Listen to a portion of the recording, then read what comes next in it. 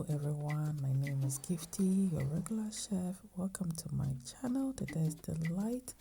On today's episode, I'm going to show you how to make this delicious jambalaya. So here I have my chicken breast which has been washed already, and I'm seasoning with some lemon juice, some smoked paprika, some salt, some ginger and garlic, and we're going to mix it together with some scotch bonnet and cook it for later. Please don't forget to give this video a thumbs up.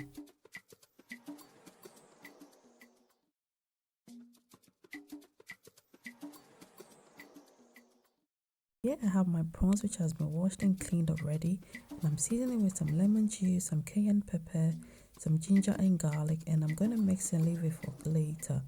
And I'm not going to add any salt because I'm using sausages for this jambalaya recipe, which is quite salty. So on a medium-high heat, I added some rapeseed oil. You can choose to use any oil of your choice. And we're going to cook our chicken for about 5 to 10 minutes. Please don't forget to subscribe to my channel and share my videos.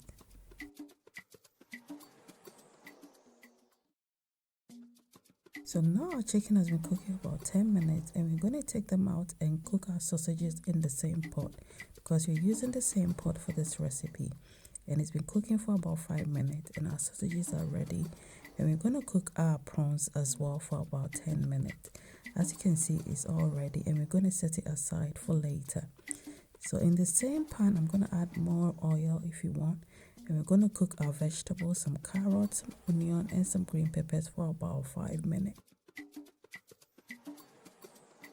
So now our vegetables has been cooking for about 5 minutes, and I'm adding some chopped tomatoes, some scotch bonnet, some ginger and garlic, some smoked paprika, and some oregano.